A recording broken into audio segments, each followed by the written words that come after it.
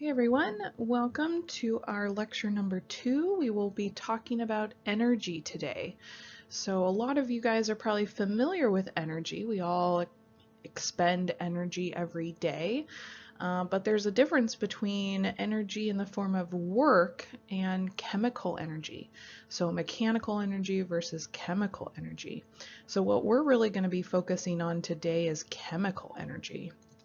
But first, let's do a little bit of a review from last lecture. So let's do a little review. So last time we talked about the difference between diets on an as-fed basis versus a dry matter basis and how we do those dry matter conversions and how we take moisture out. So go ahead and work through this problem on your own. Pause the video. Make sure you're able to work through the problem comparing the amount of fats in these two diets.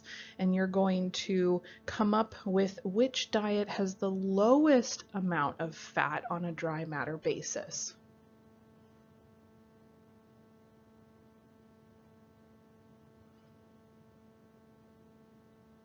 Okay, so hopefully you were able to pause the video. If not, I highly recommend it. But let's go through the answer. So again, I'm going to try to do some pen writing on the PowerPoint slide. It may not come out as well.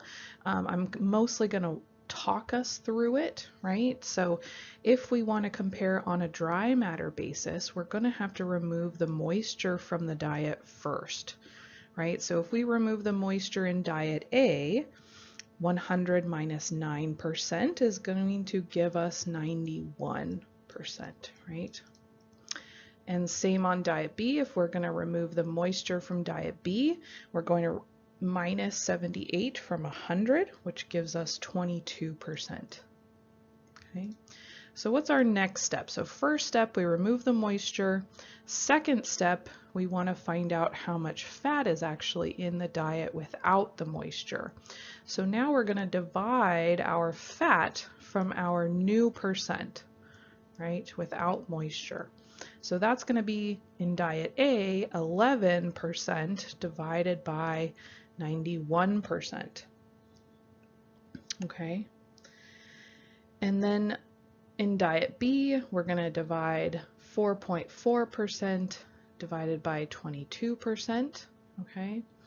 But then we want to figure out how much that is in a percent, right? So we're going to get a decimal, but we want to figure out in a percent. So we could do our cross multiplication, solve for x like we did on our last one, or we just know when we divide 11 by 91, we're going to get 0.12, okay, which equals 12%. Oops, sorry, I wrote that backwards. 12%, right? So that means we have 12% crude fat in diet A. Now diet B, we're going to divide 4.4 by 22, which gives us 0.2, which equals 20%. Okay. So again, in the last one, I showed you kind of the long way to do it. If you divide the 2 and times it by 100, that'll give you the percent, right? So if we're asking what is the lowest amount of fat in the diet, 12% is clearly lower than 20%, so it's going to be our diet A. Okay, so again, if you have any questions about that, definitely come to office hours and we can work through it. Email me if you have any questions. We can set up a Zoom meeting, anything you need. So what are we going to be talking about today? So first we're going to define what energy is. We said a little bit about mechanical versus chemical, so what are the differences? And then we're going to go through our energy terminology. How do we talk about energy? And then what does our body use with that energy? What does it do with that energy, right? So we're going to talk a little bit about metabolism and maintenance energy, pretty much the energy that is required to survive and keep all of our chemical processes functioning in our body. And then we'll talk a little bit about bioenergetics and energy requirements in terms of mass, right? Maybe you might think the bigger the animal needs more energy, which partially is true. So we'll talk about how mass and body size comes into play when we're talking about energy and metabolism. And then energy utilization. How do we actually use that energy? When do we need more energy, right? Things like that. So we'll talk a little bit about that at the end. So mostly, again, we're going to be focusing on that chemical energy, and then we're going to talk about how we utilize that energy in our body. So what is energy, right? So it's the capability of doing work, but what is work, right? Work is a given force over a certain distance.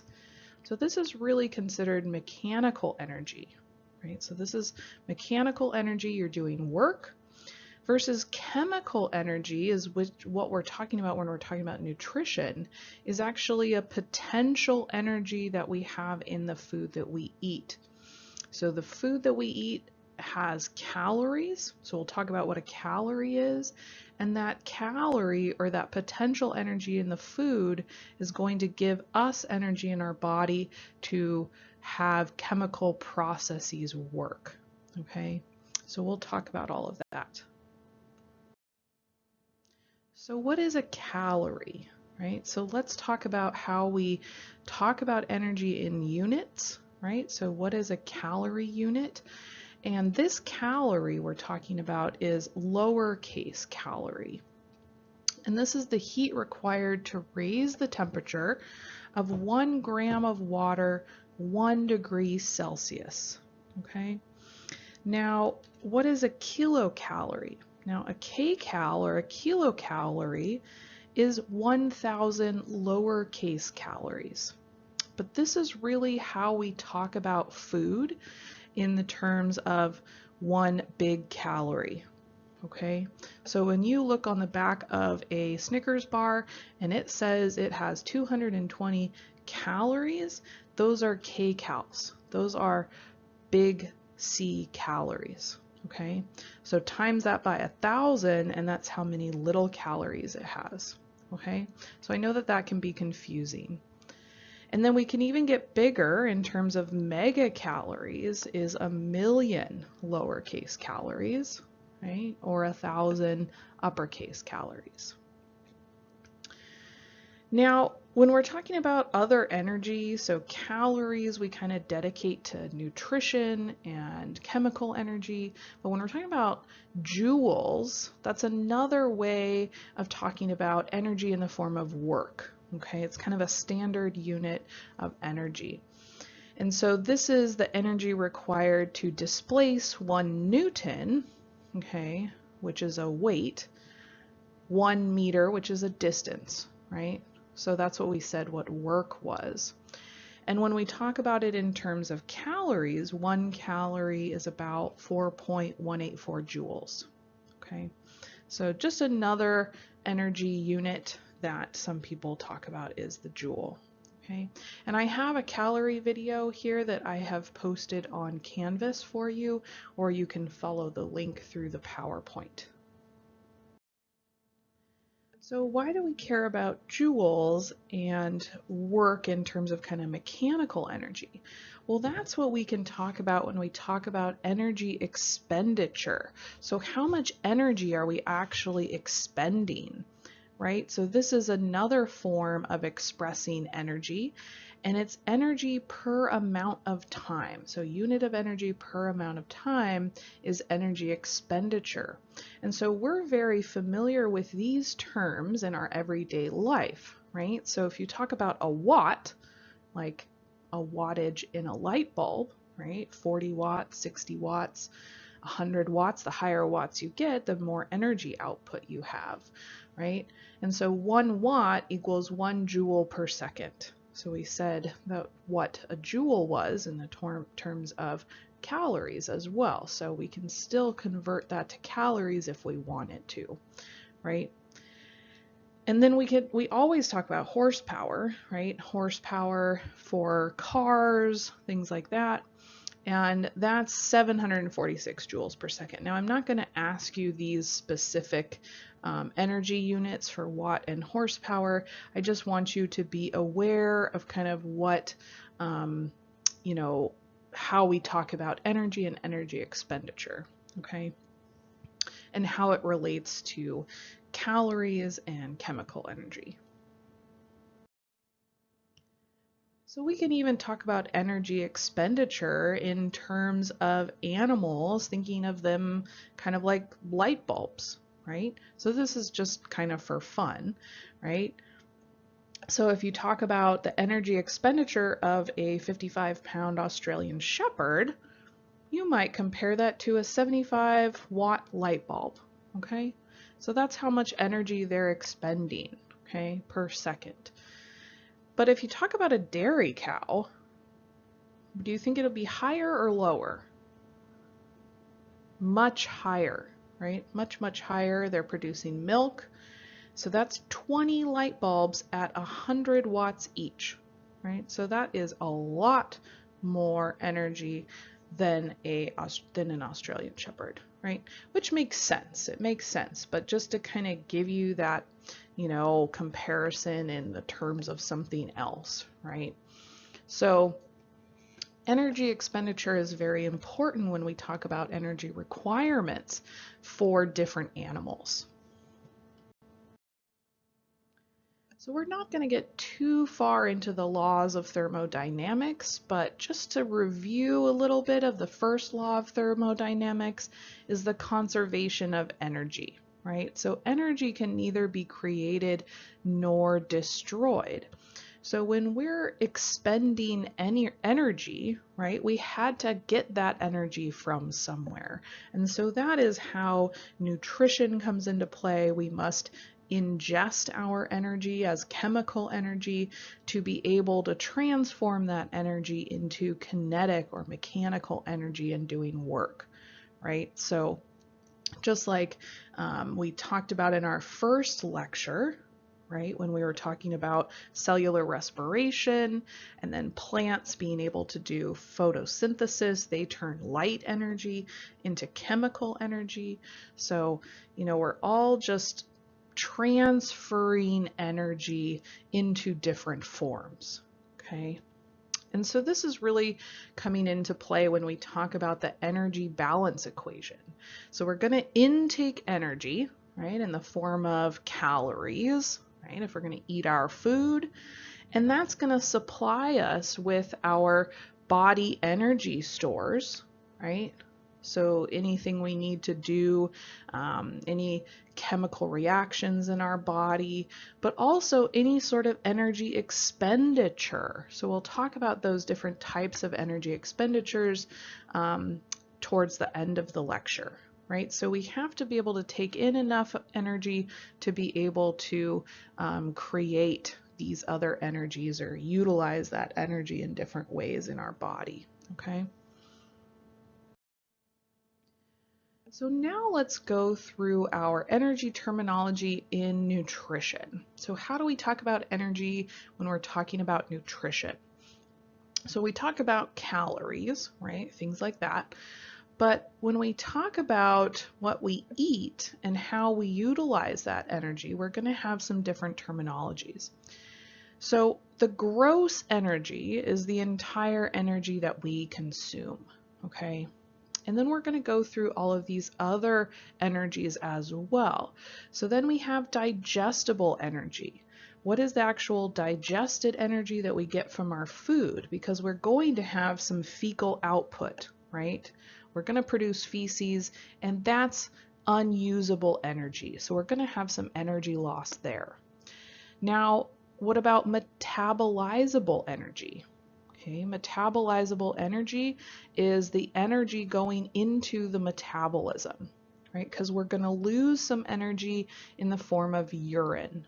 Okay, so we're going to lose some waste. So essentially, in the first two steps, we're getting rid of that waste in the form of feces and in the form of urine, which are both losses of energy.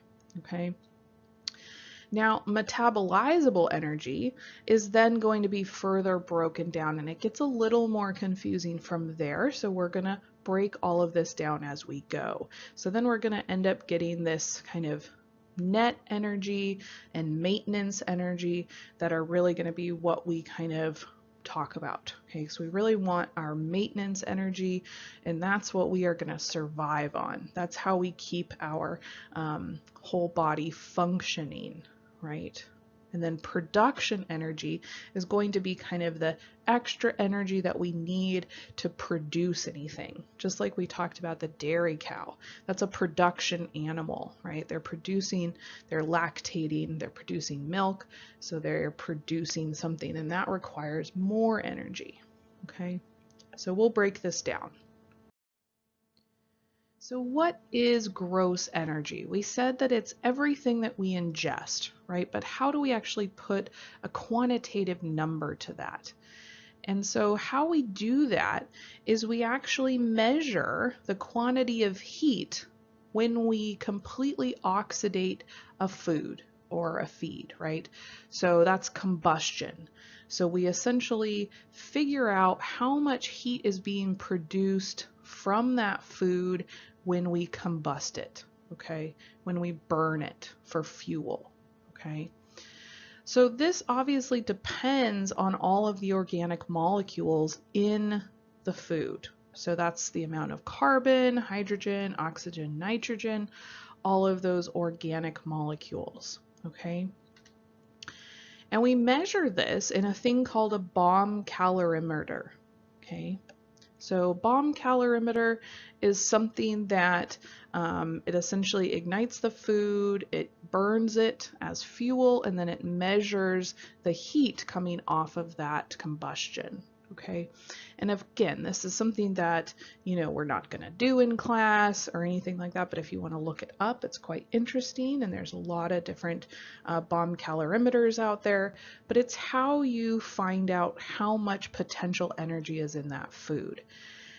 And this is a max theoretical energy, right, from that can be obtained from the food, but it's really not a physiological measurement because we are a biological system, and no system is 100% efficient, right? There's no way that we can utilize 100% of the energy that we ingest, right? So we're going to lose some as feces, as urine, we're going to lose it at heat, things like that, that we are going to lose energy as we convert the energy into different forms of energy, right? So this is a really just kind of a theoretical number, okay?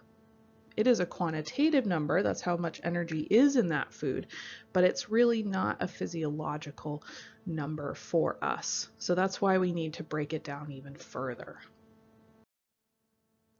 So this is just a picture of the bomb calorimeter. So how they put the food in there, they heat it up, right? And then they have all of these ways to figure out the heat in the water, right? And then you can actually figure out the heat in the thermometer coming off of that water, coming off of that food that's being ignited and burned, okay? So that's just kind of how it works if you're interested. You don't need to know, any of this stuff for this class, okay? You don't need to know how a bomb calorimeter works. So this table just kind of shows you the different gross energy values of some of our different food sources. So this is in terms of megajoules per kilogram on a dry matter basis. Okay, so don't worry too much about the units, right? Let's just kind of compare some of these different things. So if we look at the fats, right? So if you look at butter fat, fat in animal tissues, those are probably the highest, right? Or oils, right? Fats from oil seeds, that's the highest amount of energy that we can get. Okay, so fats are really kind of our number one energy nutrient, okay? Then if you look at the muscle, right, as a protein, right, that's kind of the middle of the road, Okay, and then if you look at the carbs, which is interesting about the carbs, so let's go down to the bottom, maybe the feeds, right? If you look at maize grain, which is corn, okay, corn versus oat straw, they have the same number, okay? So when we're talking about gross energy, it's really not very helpful to evaluate the nutritional value of fiber. So fiber is a carb, right? A carbohydrate. So obviously corn is a lot more nutritious than straw, right?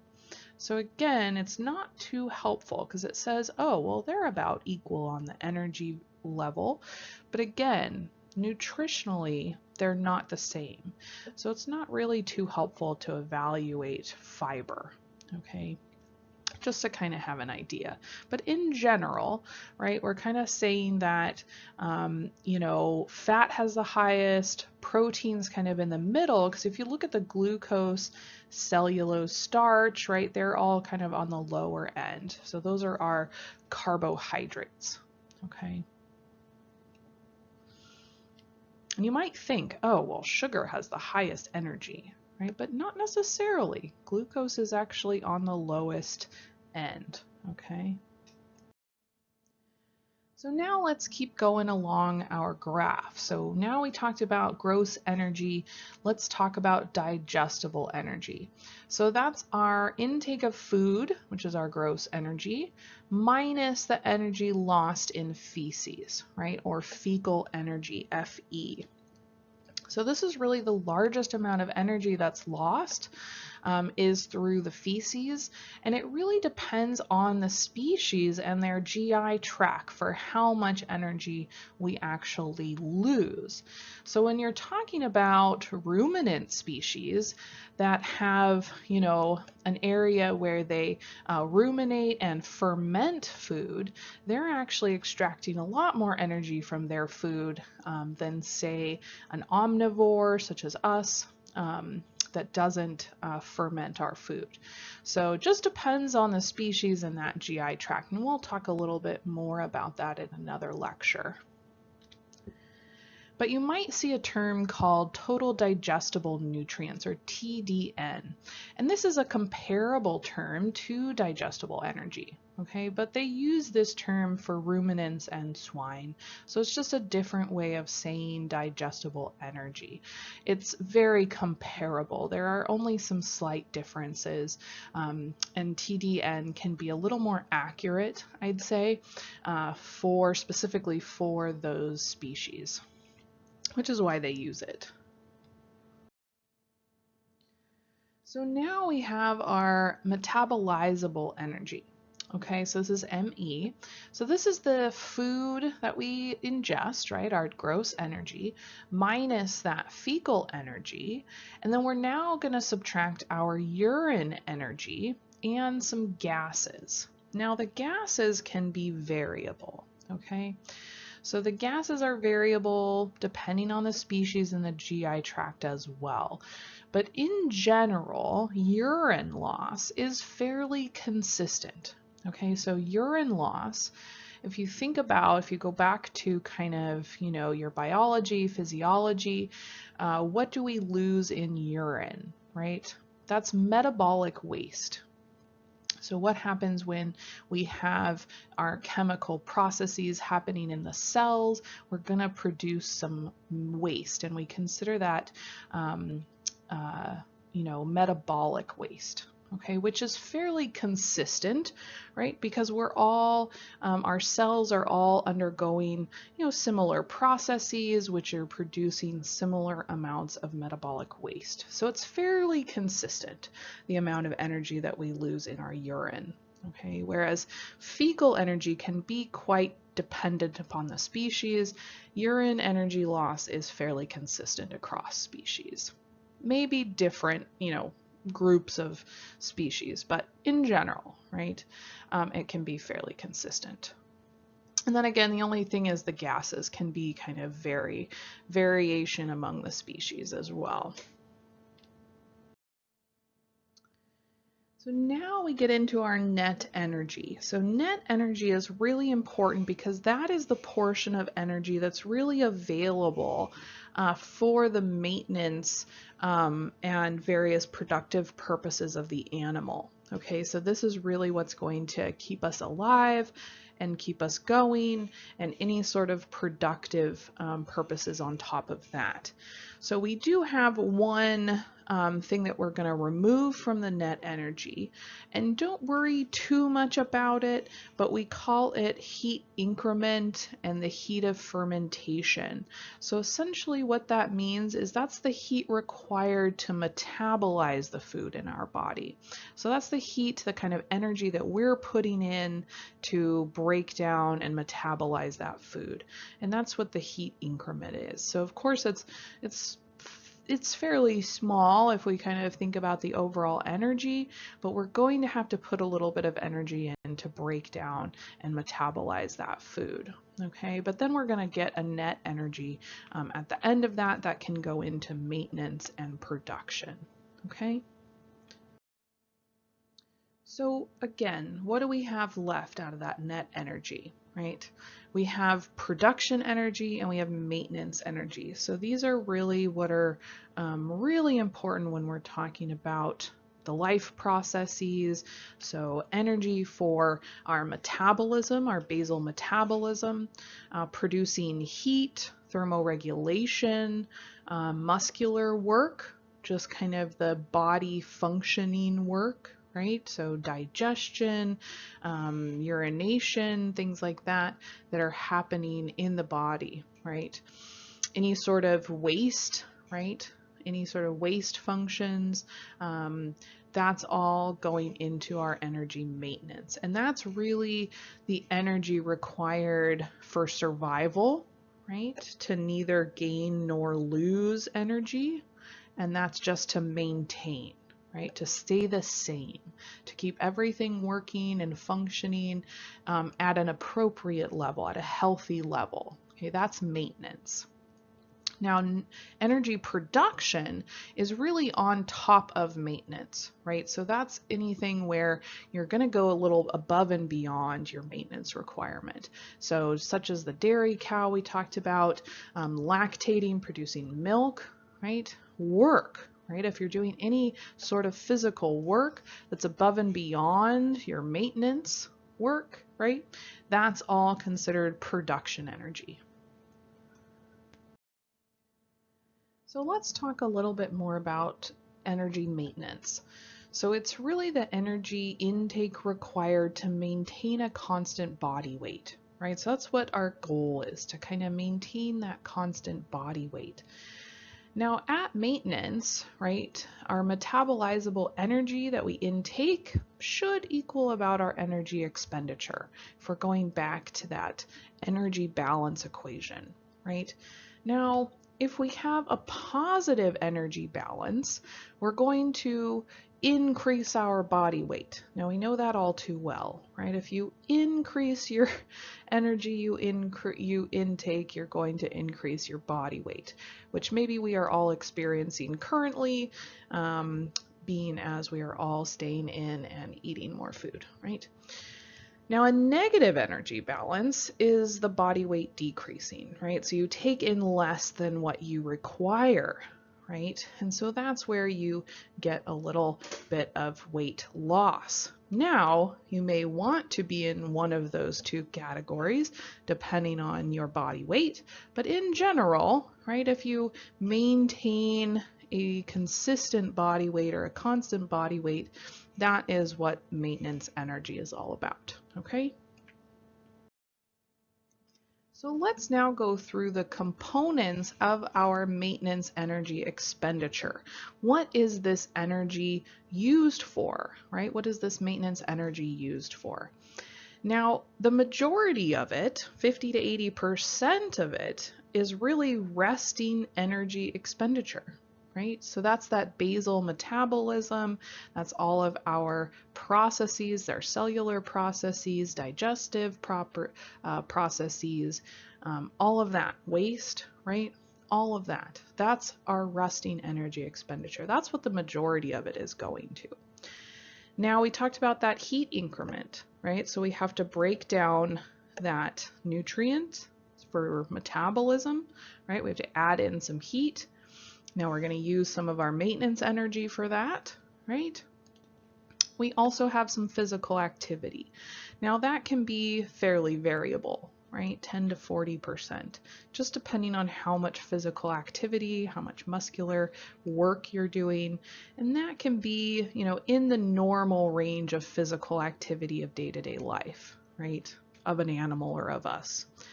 Now, thermoregulation can be quite variable as well, because that can be dependent on the environment that you're in, right? So let's go through these individually.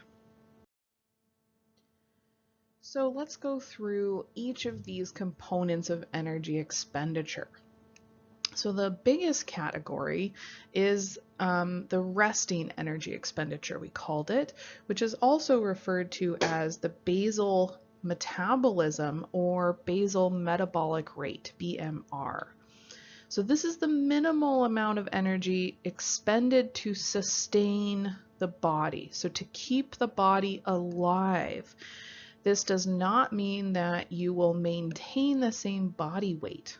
Okay, so this is the minimal amount required for survival to sustain all of the body functions. Okay, now it's the single largest contributor to our total energy expenditure, right? We said, over 50%.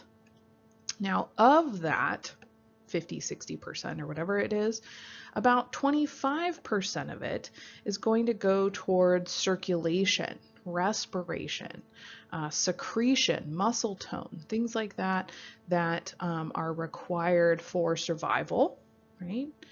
But the majority of it, or 75% of this basal metabolic rate, is required for kind of cellular processes, maintaining those membrane gradients across the cells, synthesizing proteins and other macromolecules. So pretty much think cellular function, right? So cellular functions, metabolic processes, okay? So that's the majority of it is going towards that. Now there are some factors that can affect our basal metabolic rate, right? So age, okay? It increases when we're young, right? But then it declines as we age over time.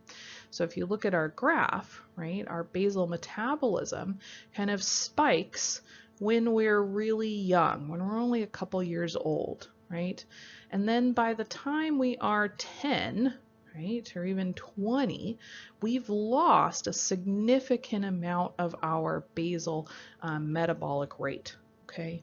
So we don't require as much energy to maintain our basal metabolism, essentially. Okay, and that even further decreases as we age. We kind of plateau, right? Middle age, we kind of plateau, and then we drop off a little bit after 50 or 60, right? Now, neuroendocrine factors can change the basal metabolic rate. Gender, right? Males versus females. If you notice on the graph even that the males have a slightly higher basal metabolism than females, right? Season, right? Season can definitely change that. Also stress, right? Can affect our hormones. So this is when we talk about neuroendocrine factors, we're mostly talking about hormones that are affecting the basal metabolism, okay? So gender has to do with sex hormones, seasons, right? When you have you talk about seasonal depression and things like that, melatonin. So melatonin is a hormone, right? As well as our stress hormones.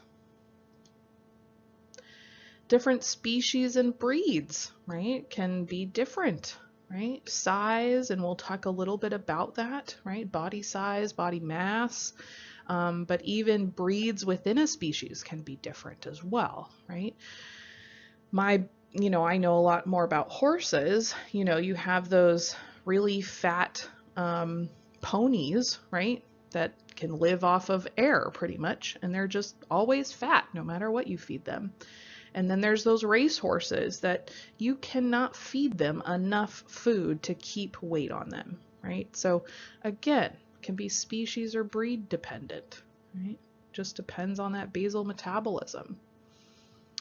There's miscellaneous things, training, mental effort, things like that can definitely increase your basal metabolism. So there are a lot of factors that can affect the basal metabolism requirement, right? Energy requirement for the basal metabolism. So now let's talk about that heat increment that we've talked about before, right? The amount of heat needed to metabolize the food that you eat. And we call that the thermic effect of feeding, okay? That means that you increase the energy expenditure following a meal, right? If anyone kind of has experienced that, right, you maybe get a little warmer, a little flushed or something like that when you eat a meal, right? Because you have to increase that energy to digest and metabolize the food that you just ate. And so when you talk about the differences between different digestive tracts, that has an effect on the thermic effect of feeding. So when you talk about monogastrics, things with one stomach like us, only about 10 to 15% of energy expenditure is going towards that for monogastrics. Now you kind of increase or even double that at least for ruminants. That means they put a lot more energy, a lot more heat increment into digesting and metabolizing their food, because they're fermenting and ruminating, and it takes a lot longer of a process, it takes a lot more energy to break down and digest all of that food. So again, it not only depends on the digestive tract of the species, but it also depends on how much food you take, the level of food intake, right? The more you eat, the more energy you need to put in to break it down. And also the diet composition. What did you eat? Okay, so it takes a bit more energy to break down protein than it does carbohydrates and then fat. So fat kind of takes the least amount of energy to break down, but protein takes the most. Okay, so if you look at our graph, right, we increase that percent of basal metabolic rate going towards this thermic effect, right, as we follow eating a meal, hours following eating a meal. Okay, so we need to, there's obviously they all increase, and then the protein just requires quite a bit more than the carbs and the fats or lipids. Okay, so our third component of energy expenditure is physical activity, and this can be quite variable. So it's the most variable component of our maintenance energy, and it's associated with that muscular activity. So it really can depend on what the animal is doing, right? Because we do have different species as well that have different maximum aerobic capacities. If you think of a horse versus a cow, right? Your max aerobic capacity is 10 times your minimal energy expenditure. Okay, so that's just kind of a fun fact. You don't really need to know that, but just, physical activity can be very variable. Okay, but it does account for quite a bit of our energy expenditure for maintenance. Okay. Now our fourth and last component of our energy expenditure is thermoregulation. And this is really the amount of energy required to maintain our body temperature. Now, keeping our body at the correct temperature is very important for our metabolism, right? So we don't function outside of a certain body temperature range, right? So if you go outside of that ideal thermoneutral zone, we call it, where the outside temperature is, you know, about the same as the inside temperature, we're not working any harder to increase or decrease our body temperature.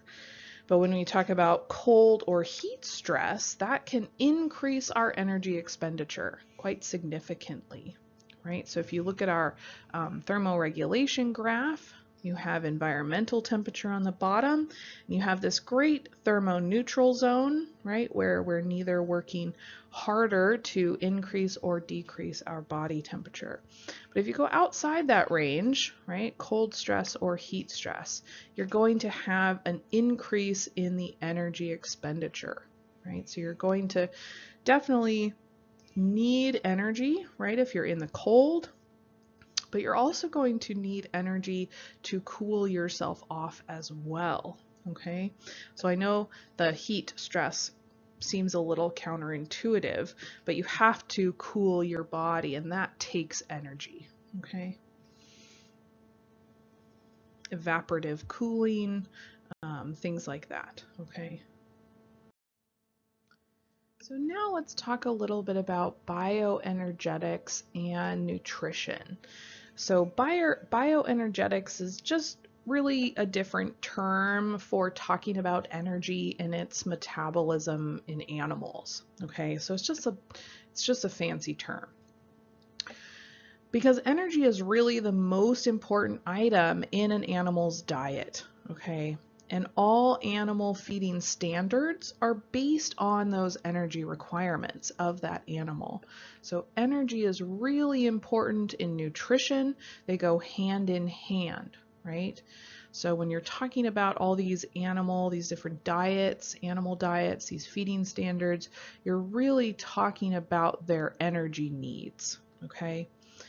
So what's really interesting and what's really fascinating about bioenergetics, and when we were talking about these different species and these different animals, is really how much energy do they actually need, right?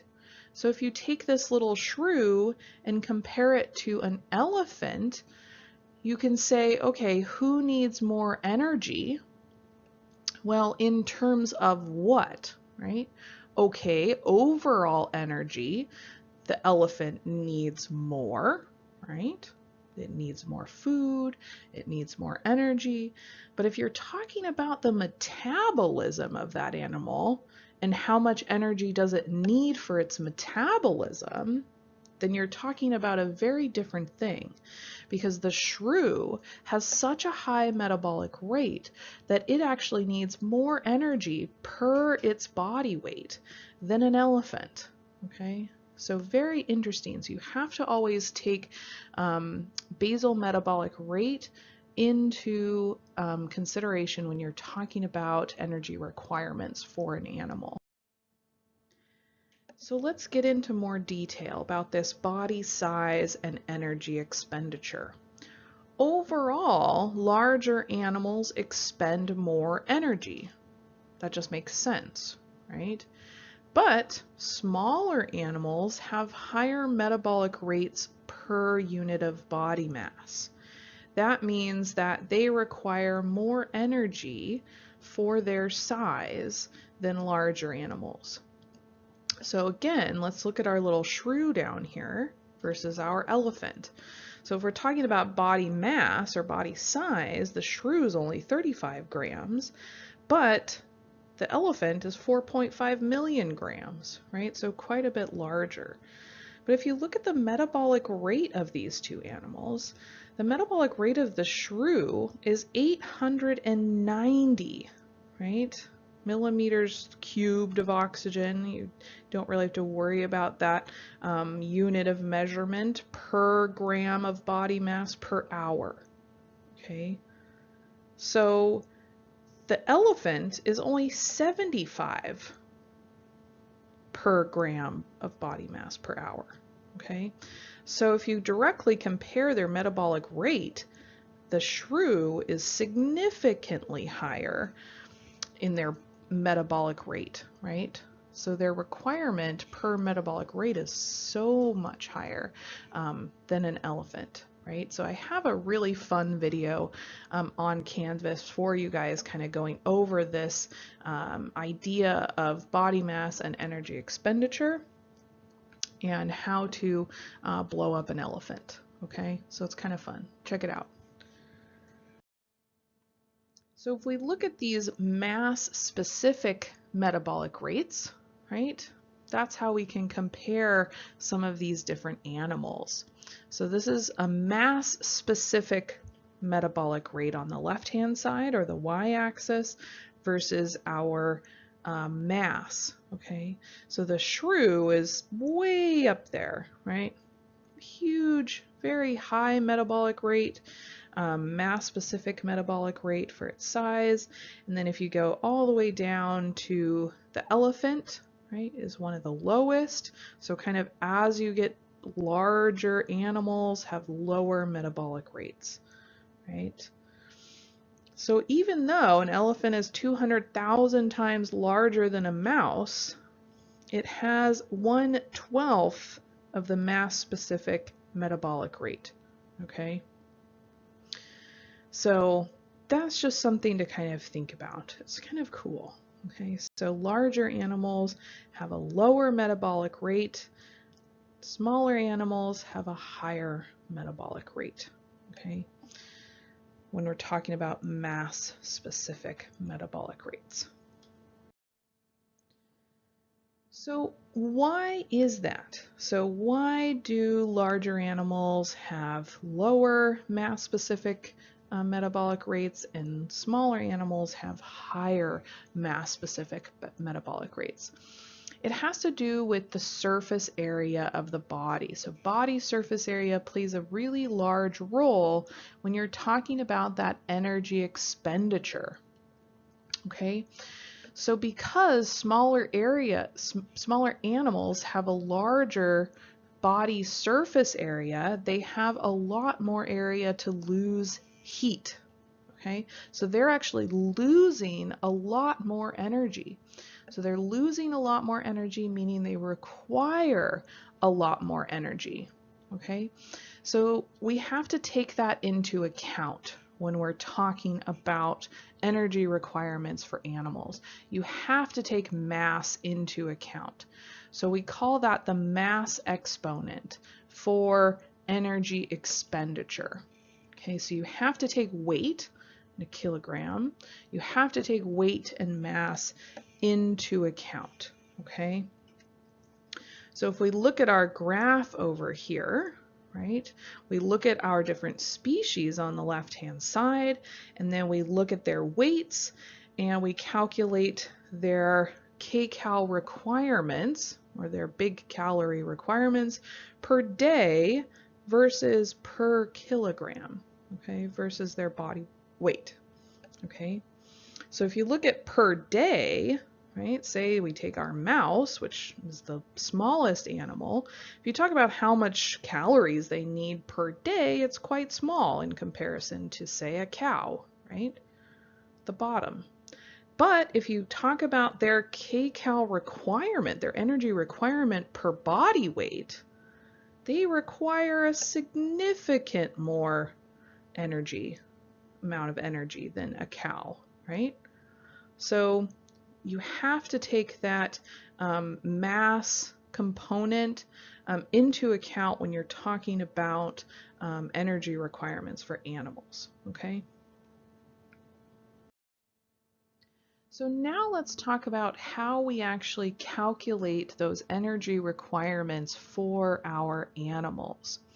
So first, let's talk about the energy requirements for most mammals. So these are really our domestic animals, most mammals that we're talking about. And then we'll kind of figure out, the differences as we go through the course. But when we're talking about basal metabolism, right, or our kcals per day, how many calories do they require per day? you're talking about just half of their maintenance, right? So basal metabolism is just what's required for survival, right? Remember we talked about what that basal metabolic rate was. Okay, that's just our cellular processes, circulation, respiration. That's about half of what our maintenance requirement is. So we're going to have to double our basal metabolic requirement to get our maintenance requirement. So remember, we have our weight exponent here, kilograms to the 0.75. That's for everyone. And then we're going to double that energy requirement to get to maintenance. So we go from 70 to 140. Now, you don't have to memorize all of these things because there are places you can look up what our nutrient requirements, maintenance requirements for different species. So you can look up these things, okay? So for example, the NRC for dogs, for our maintenance energy requirement, is 132 times the kilogram, or the weight, right, to the 0.75. Okay, so we take that mass exponent into consideration. And so then we can now calculate what is the maintenance energy requirement of a 30 kilogram Labrador Retriever. Okay, so let's pause the video and see if we can work through that. Okay, so hopefully you were able to pause the video, and this is really where you are required to have a calculator, right, that does power functions. So unfortunately our cell phones are not that great for powers, unless maybe you have an Android. I'm not sure, but I know the iPhone doesn't have the power function, or the one that you can do different powers. So if you have kind of, a classic scientific calculator, or even just a regular calculator, it should have the little caret power function. So let's plug in our equation, right? So we're looking for kcals per day, okay? And we said that kcals were big calories, right? Or 1,000 small calories.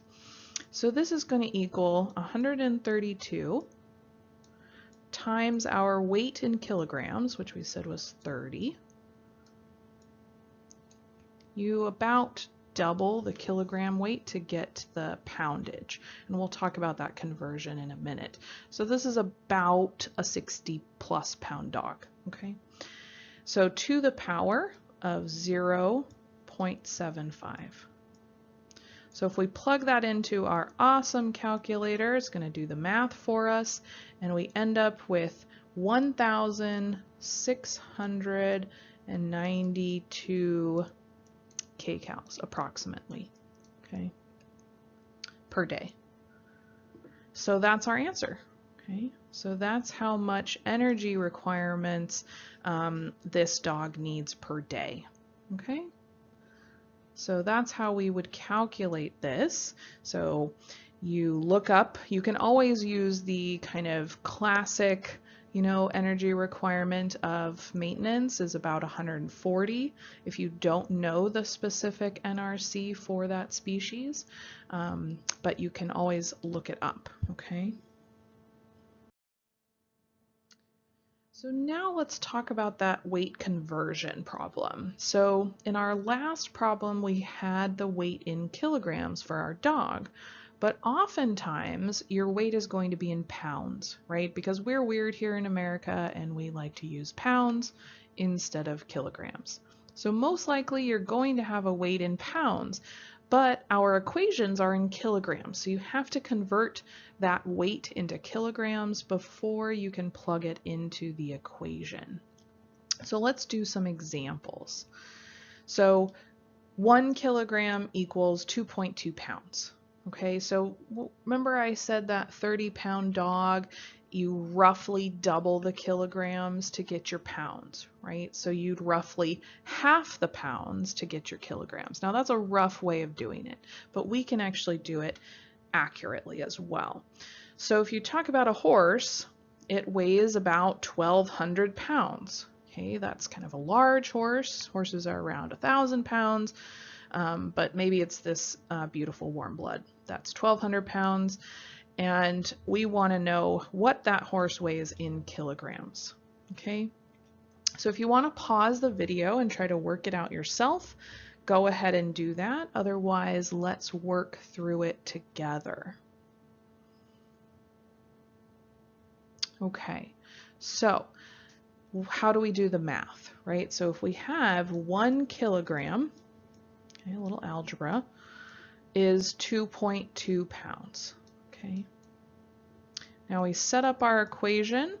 Now we have the pounds, right? 1,200 pounds, but we want to know our x is the kilograms, okay? Now we do our cross multiplication. So we have 1,200 equals 2.2x. Now we solve for x, so we have to divide by 2.2. So 1,200 divided by 2.2 is 545 approximately. So x equals 545 kilograms approximately, okay? So it was like 545.45 if you did it on your calculator, okay? But we can kind of work with approximates, that's fine. So a 1,200 pound horse weighs approximately 545 kilograms.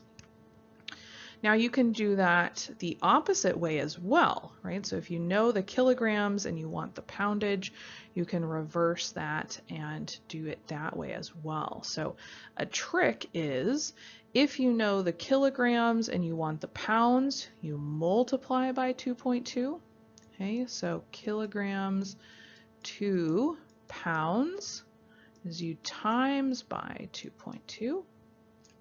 If you have your pounds and you want your kilograms, I can do this, kilograms, you divide by 2.2. Okay, so that's the shortcut way of doing it. But if that doesn't make sense to you, go ahead and work through the problem, right? Do your algebra, okay? So let's just talk a little bit about energy utilization. This is a little bit more important, I would say, when you're talking about kind of productive animals, okay, like the dairy cattle industry. So they worry a lot about energy utilization. But what are some adaptations and acclimatizations that animals have undergone to help with energy utilization? So say you live in a really cold climate, right? So instead of always having to increase that energy expenditure for thermoregulation, you're going to maybe adapt in response to that cold environment. So for example, right, you have these cute seals that have fur and blubber, right? So that's how they have adapted or acclimatized to the cold climate to decrease that energy expenditure for thermoregulation, right? So things like that. You can also talk about it the other way in the desert, the way that animals have adapted to desert environments. So that's just kind of, you know, something that we can talk about across species. But what about efficiency of energy utilization? So how efficient is the animal at utilizing the energy? Okay, so we can talk about kind of gross efficiency and net efficiency. So gross efficiency is the calorie value of a product, so kind of that gross energy that we talked about, right? And divide that by the calorie intake. So how much are you intaking? That's kind of gross efficiency. But net efficiency is that kind of gross efficiency, so kind of how much you take in, right, of the product, minus your maintenance, right? So what are you utilizing in maintenance? How much do you have left over? So that's how much do you have for like production, okay? So this is more important kind of for dairy production because they want their animals to be very efficient. So they want kind of this lower maintenance so that they have kind of higher energy levels for production. Okay, but again, don't worry too much about this. It's just kind of how efficient of a system do you have, right, of this energy utilization. So don't worry too much about it, but it's just kind of an interesting idea, right? How efficient are we as biological systems in terms of energy utilization? So what's the big picture, right? So when we're talking about nutrition and energy, it's not a precise science, right? Yes, we can calculate all we want, those maybe exact energy requirements, right? Maintenance requirements for these animals. But when we're really talking about feed and diet requirements, you know, there's really variation in the feeds. You can talk about quality, right, of the feeds, not just quantity. And there's various factors that can alter feed utilization. How efficient is that animal, right? Or the animal itself and its requirements, right? Maybe different stages of life, medical problems, right? Production animals. So there's kind of this big picture, right? It's not an exact science. That's what I'm here to tell you, right? Nutrition is definitely not an exact science. And there's a lot of factors why. Energy being one of them, right? So energy requirements are not an exact science. So that's it for energy. Next week, we're going to get into our first and probably most important nutrient, and that's water. So we're going to talk about water and kind of a little bit about dehydration, or what happens if we don't get enough water, right? And that's going to be chapter 6 out of your book. So go ahead and read ahead for that, and I'll see you guys next week. Thanks a lot.